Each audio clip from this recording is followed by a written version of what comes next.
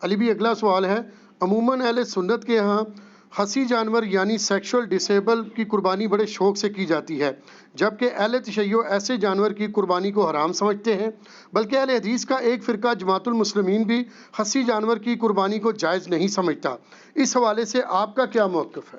دیکھیں، خصی جانور کے بارے میں یہ جو موقف ہے نا اہل تشیع کی طرف جو منسوب کیا گیا کہ وہ اس کو حرام سمجھتے ہیں، تو یہ ایک مت ہے جو ان کی پبلک کے اندر بھی ہے۔ آپ محقق شیعہ علماء سے پوچھیں تو شیعہ علماء کے اندر ان کے پرانے بزرگوں میں بھی دو رائے پائی جاتی ہیں۔ ایک مطلقاً خصی جانور کی قربانی کو حلال سمجھتے ہیں، دوسرے جو ہیں اسے حرام کی کیٹیگری میں نہیں سمجھتے، وہ کہتے ہیں پریفریبل ہے کہ نہ کیا جائے۔ لیکن آپ کو پتہ ہے جب یہ معاملات آگے چلتے ہیں نا تو پھر زیادہ سختی آنا شروع ہو جاتی ہے دونوں طرف سے، اور اب یہ ہے کہ شیعہ کی منڈیاں زیادہ لگی ہوئی ہیں، جیسے وہ کہتے ہیں شیعہ مچھی شیعہ جانور، اور وہاں پہ خصی جانور کھڑے ہوئے ہوتے ہیں۔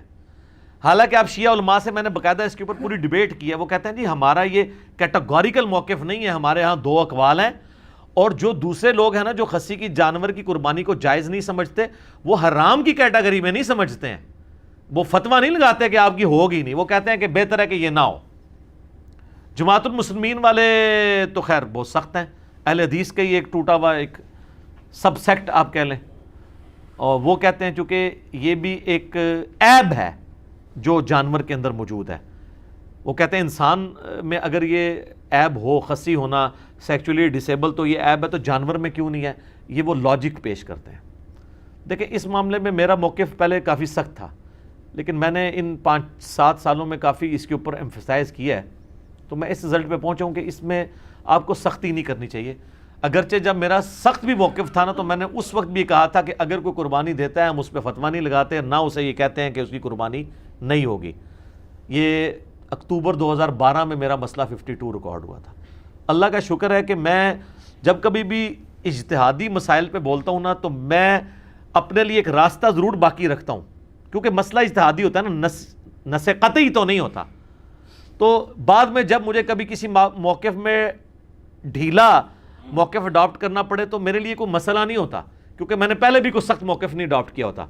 جیسے امام کے پیچھے فاتحہ کا مسئلہ ہے، میں نے اتنے شد و مد سے بیان کیا تھا، اس وقت بھی کہا تھا کہ جہری نمازوں میں جو امام کے پیچھے فاتحہ نہیں پڑھتے تو میں یہ نہیں کہتا ان کی نماز نہیں ہوتی ہے۔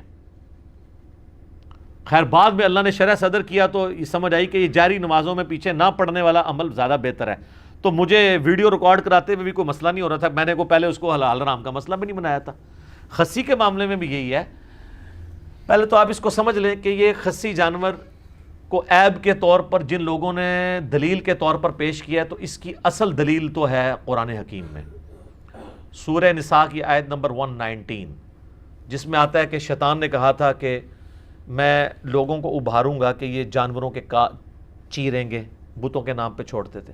اس میں آگے الفاظ ہیں وَلَآمُرَنَّهُمْ فَلَيُغَيِّرُنَّ خَلْقَ اللَّهِ، میں انہیں ضرور ابھاروں گا کہ تیری بنائی ہوئی تخلیق کو یہ بدلیں گے۔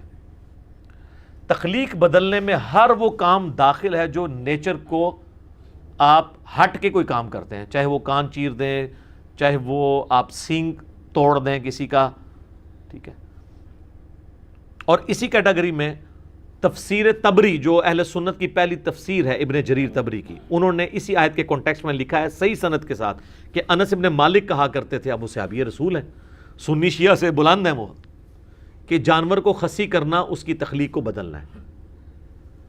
مصنف عبد الرزاق میں، المصنف ابن ابی شیبہ میں، سنن الکبریٰ البیہقی میں، سر ان 3 کتابوں کے نام یہ رٹ لیں آپ، یہ 3 کتابیں ہیں جس میں آپ کو صحابہ اور تابعین کے اعمال اور افعال مل جائیں گے۔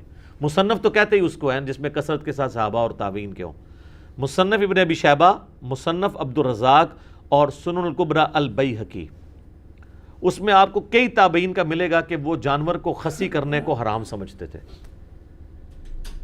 اور کئی کہتے تھے یہ جواز کی حد تک ٹھیک ہے۔ امام احمد بن حنبل سے مسائل احمد ان کی کتاب ہے جس میں ان کے فتاوی ہیں، ان سے پوچھا گیا تو وہ کہتے ہیں میں اللہ سے امید کرتا ہوں کہ خصی جانور کی قربانی درست ہوگی، وہ بھی کانفیڈنس سے نہیں کہتے۔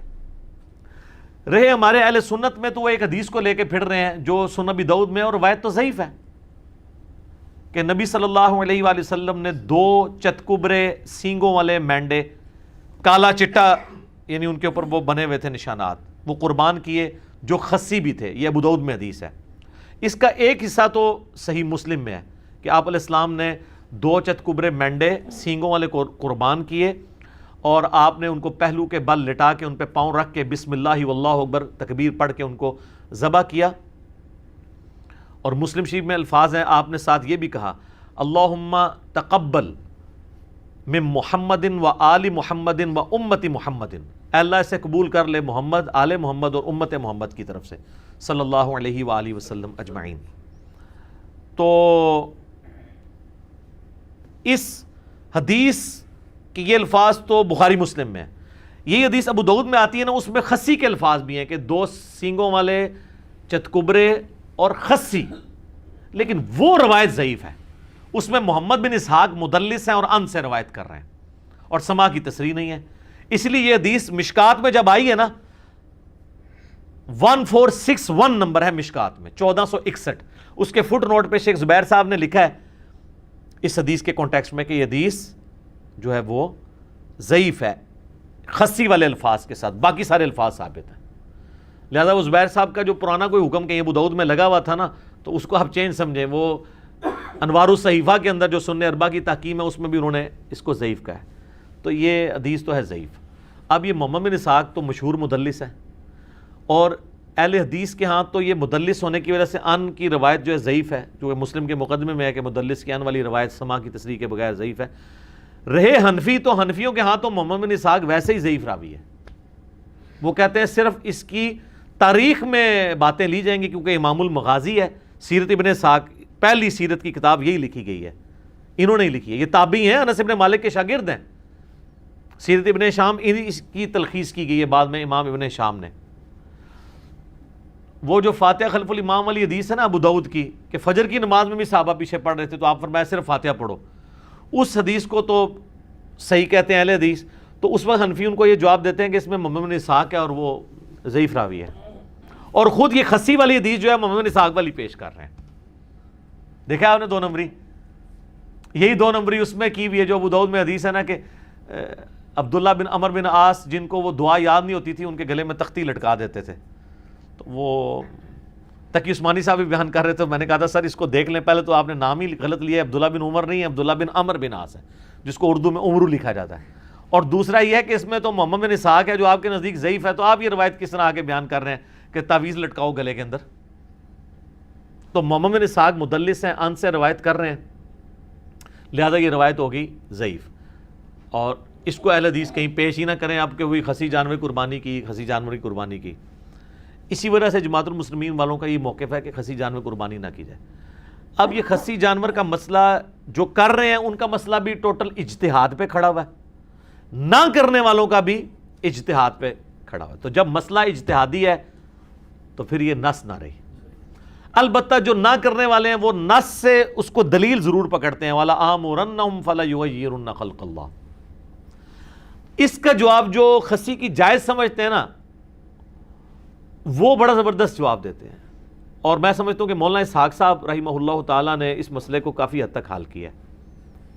آپ کو پتہ ہے وہ اتحاد امت کے دائی تھے, اور ان کو یہ بھی ڈر نہیں ہوتا تھا کہ مسئلہ شیعہ کو سپورٹ کر رہا ہے یا اہل حدیث کو کر رہا ہے. وہ جس کے بھی حق میں ہوتا تھا دھڑلے سے کرتے تھے, اور ان کی کوشش ہوتی تھی کہ جو کامن آئے اس کو وہ ڈیفینڈ بھی کریں. لیکن اس مسئلے میں انہوں نے شیعہ کے اوپر سخت جو ہے نا گرفت کی ہے کہ یہ شیعہ نے جو مسئلہ نکالا ہے نا کہ خصی جانور کی قربانی نہیں ہوتی. اور وہ میں نے بتایا کہ مولانا اسحاق صاحب نے تو یاد ہی بات بتائی تھی. پوری بات یہ ہے کہ شیعہ میں بھی سب کا یہ موقف نہیں ہے, 2 گروہ ہیں. میں نے باقاعدہ شیعہ کے بڑے علماء کے ساتھ ڈسکس کیا ہے, آفتاب جوادی صاحب کے ساتھ ڈسکس کیا جو بڑے محدثین میں سے ہیں, زبیر علی زئی صاحب کے وہ دوست بھی ہیں, جامعۃ الکوثر اسلام آباد میں آپ لوگوں کی بلکہ ملاقات بھی ہوئی ہے ان کے ساتھ. تو وہ بھی کہہ رہے تھے ہمارے میں بھی 2 گروہ ہیں, لہٰذا یہ کوئی اتنا بڑا مسئلہ نہیں, اس کو مسئلہ بنایا جائے. وہ مولانا اسحاق صاحب نے بڑا پیارا جواب دیا. انہوں نے کہا کہ نبی علیہ السلام نے جو عیب گنوائے ہیں نا کہ ان عیوب کی بنیاد پہ جانوروں کی قربانی نہیں ہوگی, وہ تو ابو داؤد میں, ترمذی میں, نسائی میں, ابن ماجہ میں کیا ہیں؟ کان کٹا ہوا, سینگ ٹوٹا ہوا, لنگڑا, کانا, لاغر, بیمار. تو حضور علیہ السلام نے کہیں پہ بھی خصی کا ذکر نہیں کیا. اگر یہ مسئلہ اتنا ہی ہوتا تو کسی حدیث میں تو آ جاتا نا کہ خصی بھی وہ عیب ہے کہ جس کی وجہ سے قربانی نہ کی جائے. تو آپ نے اس کو نہیں. پھر انہوں نے مسئلہ حل کیا کہ خسی عیب ہے لیکن اس جانور کے لیے جو آپ نے ریپروڈکشن کے لیے رکھا ہوا ہے, جسے آپ اردو میں جفتی کروانا کہتے ہیں, تو اس کے لیے تو ظاہر ہے وہ عیب ہے. جیسے یہ بھینسوں کو لے جاتے ہیں باڑوں میں, بھینسوں کے پاس بھینسیں ہوتے ہیں جو ان کے پاس, تو ظاہر ہے کہ وہاں تو کوئی ایسا بھینسا تو نہیں رکھا جائے گا کہ جو وہ ان کی ریپروڈکشن نہ کر سکے, تو وہاں کے لیے وہ عیب ہے. اور اس میں بھی یاد رکھیں بخاری مسلم میں حدیث ہے, نبی علیہ السلام نے اس طرح کا جو وہ سیکشل ریلیشن شپ ہے نا جانوروں کا کرانے کی اجرت لینے سے منع فرمایا, یہ فری کروانا چاہیے. ہاں جی, جس کو شوق ہے نا وہ نیکی کھٹے. ویسے کوئی دے دیتا ہے, جیسے وہ پیروں فقیروں کے پاس آپ جاتے ہیں دعا کے لیے اور ان کے چندہ باکس میں ڈال دیتے ہیں, وہ تو تحفے میں آ جائے گا, لیکن اس کام کی اجرت نہیں لی جا سکتی. تو یہ مسئلہ اس کیس میں تو یہ عیب ہے. رہا گوشت کھانے کے لیے, تو سر اس کے لیے آپ کو کوئی مفتی نہیں بتائے گا. گوشت کی فیلڈ کے ایکسپرٹ کسائی ہیں. جیسے میں کہتا ہوں کہ آپ نے ایمبریولوجی کا مسئلہ پوچھنا ہے تو ڈاکٹر سے پوچھیں گے, جیولوجی کا پوچھنا ہے تو جیولوجسٹ سے پوچھیں گے. آپ ذرا جو گوشت کے ایکسپرٹ لوگ ہیں ان سے ذرا پوچھیں کہ جانور کا خسی ہونا اس جانور کا جس کا گوشت آپ نے کھانا ہو, یہ اس کے حق میں عیب ہے یا خوبی ہے؟ تو آپ کو بتائے گا کہ خوبی ہے, کیونکہ اس کی وجہ سے جانور موٹا تازہ ہو جاتا ہے. تو شریعت کو لاغر جانور مطلوب ہے قربانی کے لیے گوشت کھانے کے اعتبار سے, یا موٹا. اچھا, باقی آپ کو پتا ہے کہ وہ جو جس کو آنڈل بکرا یہ کہتے ہیں, یعنی نان خسی جو بکرا ہوتا ہے, عام بکرا, اس کے گوشت کا بھی وہ کہتے ہیں کہ اسمیل وغیرہ کا ایشو ہے. خیر وہ آج کل وہ بھی ٹیکے آ گئے اور ٹیکے لگا دیتے ہیں, اسمیل ویسے ہی مر جاتی ہے, وہ ایشو اب چھوٹا رہ گیا. تو اس اعتبار سے اگر دیکھا جائے تو خسی ہونا قربانی کے جانور کے لیے, لیکن یہ مسئلہ میں اجتہاداً بتا رہا ہوں. آپ جس جعلی روایت کو لے کے چل رہے ہیں نا کہ یہ سنت ہے, وہ تو بالکل غلط ہے. وہ ابو داؤد والی روایت ضعیف ہے, محمد بن اسحاق کی تدلیس ہے. مشکات میں 1461 نمبر 1461 مشکات میں فٹ نوٹ پہ آپ دیکھ لیں, کیونکہ میرے اوپر بھی انہوں نے ہنگامہ کھڑا کیا کہ یہ کہتا ہے حدیث ضعیف ہے. بھائی تو پڑھو تو صحیح نا, حدیث کی کتابیں کھولو. کہتے ہیں ابو داؤد میں تو شیخ زبیر علی صاحب نے حسن لکھا ہے, وہ سر پرانا ہے. شیخ زبیر صاحب نے اپنی وفات سے پہلے جو فائنل تحکیم ہے وہ مشکات میں لگائی ہے, کیونکہ یہ 2013 میں پرنٹ ہوئی ہے, اور انوار الصحیفہ سنن اربع کی ضعیف حدیثوں والی کتاب لادہ سے چھپ چکی ہے. وہ ہماری ویب سائٹ ahlsunnatpak.com سے ڈاؤن لوڈ کریں, یہ روایت ضعیف ہے. اسی لیے تو اتنے موٹے موٹے کتابچے لکھنے پڑ رہے ہیں خسی جانوروں کے اوپر, مضمون لکھنے پڑ رہے ہیں جواز ثابت کرنے کے لیے. شیخ زبیر صاحب کے جو شاگرد ہیں غلام مصطفیٰ ظہیر صاحب, انہوں نے باقاعدہ پورا مضمون لکھا ہے جواز ثابت کرنے کے لیے, پریفریبل نہیں. حالانکہ انہی کے اگینسٹ کئی اہل حدیث علماء شیخ زبیر صاحب کے شاگردوں میں سے ہیں, انہوں نے اس کے خلاف مضمون لکھا ہے, نہیں خسی جانور کی قربانی نہیں ہوتی. تو ہمارا موقف یہ ہے کہ پریفریبل آپ نہ کریں. میں تو کئی سالوں سے خسی جانور کی قربانی نہیں کرتا ہوں. میں کہتا ہوں چلے, ویسے یہ بھی ویسے مشہور غلطی ہوا ہے, آنڈل بکرے بھی بڑے موٹے تازے مل جاتے ہیں, یہ نہیں ہے کہ وہ مرے ہوئے ہوتے ہیں. تو لیکن اگر وہ کرتا ہے کوئی فتویٰ نہیں لگاتا ہے. لیکن یہ جو مسئلہ تھا نا کہ یہ عیب میں آتا ہے, اور یہ ٹوٹلی شیعہ نے اس کو اپنی فقہ بنا کے پیش کیا, تو شیعہ میں بھی دو موقف ہیں. اہل سنت کے ہاں بھی یہ مسئلہ اس طریقے سے نہیں ہے. یہ خسی جانور کا مسئلہ ایک کریٹیکل مسئلہ تھا, اس لیے میں ذرا اس کے اوپر ڈیٹیل بولوں. اس کی وجہ سے کافی ایک مصیبت کھڑی ہوئی ہے. حدیثیں جو کہ ضعیف ہیں, نس میں ولا آمرنہم فلا یغیرن خلق اللہ میں فعال کرتا ہے, لیکن اس کی پھر آگے جو اقوال ہیں تفسیر طبری میں انس ابن مالک کا کہ خسی کرنا یہ تخلیق بدلنے میں آتا ہے. اس صورت میں جب آپ نے وہ جانور جفتی کے لیے رکھا ہے, اگر گوشت کے لیے رکھا ہوا ہے, پھر یہ اس کے لیے عیب کے طور پہ شمار نہیں ہوگا, کیونکہ تابعین میں کئی لوگ اس کے قائل بھی ہیں. یعنی یہ اختلاف شروع سے چل رہا ہے, لہٰذا یہ اس کو سنی شیعہ کے بجائے سنیوں میں بھی آپس میں اختلاف ہے, شیعہ میں بھی اختلاف ہے. تو آپ اگر اختلاف سے بچنا چاہتے ہیں ضرور بچیں, لیکن اس کے اوپر حرام کا فتویٰ نہیں لگائیں گے. مسئلہ اجتہادی ہے. یہ وہ عیوب نہیں ہیں جن کو نبی علیہ السلام نے کیٹاگوریکلی مینشن کیا ہے, جو ابو داؤد ترمذی نسائی ابن ماجہ میں ہے, سینگ ٹوٹا ہوا, کان کٹا ہوا, لاغر, کانا, لنگڑا, اس میں یہ فعال نہیں کرتا ہے. لہذا جماعت المسلمین والے تھوڑا اس مسئلے میں غلوف کرتے ہیں, شیعہ میں بعض لوگ غلوف کرتے ہیں. اس غلوف سے بچیں. آپ نے نہیں کرنا, نہ کریں. لوگوں کو یہ نہ کہیں کہ آپ کی قربانی نہیں ہو رہی. ٹھیک ہے, تو اگر آپ کرنا چاہتے ہیں تو آپ ضرور کریں, ہم آپ کو کچھ نہیں کہیں گے. خود ہم کوشش کرتے ہیں کہ ہم خسی بکرے کی قربانی نہ کریں, ہم احتیاط والی سائڈ پہ رہتے ہیں. لیکن مسئلہ پھر میں بتا رہا ہوں یہ اجتہادی ہے, یہ نص والا مسئلہ نہیں ہے. ٹھیک ہے, اور اگر آپ دلائل کو اگر دیکھنا شروع کریں تو مجھے مولانا اسحاق صاحب کا موقف مضبوط لگا کہ جو گوشت کے لیے جانور ہے اس کا خصی ہونا اس کا عیب نہیں ہے، اور جو جفتی کے لیے جانور ہے اس کا خصی ہونا اس کا عیب ہے۔ تو تھنک آؤٹ آف باکس کریں تو آپ کو کئی ایک چیزیں خود بخود کلیئر ہو جاتی ہیں۔ لہٰذا یہ اجتہاداً میں اس کو سمجھ رہا ہوں کہ جائز ہے۔ نص جو ہے نا وہ روایت ابو داؤد والی کمزور ہے، آپ جہاں سے مرضی لیں وہ روایت کمزور ہے، اس کی جتنی اسناد ہے سب میں محمد بن اسحاق مدلس ہیں اور ان سے روایت کر رہے ہیں، تو اس کی بنیاد پہ نہیں بلکہ تابعین میں سے کچھ لوگوں کی بنیاد پہ اور باقی دلائل کو دیکھنے کے بعد یعنی اس کا جواز موجود ہے۔ ٹھیک ہو گیا جی؟ جزاکم اللہ خیر۔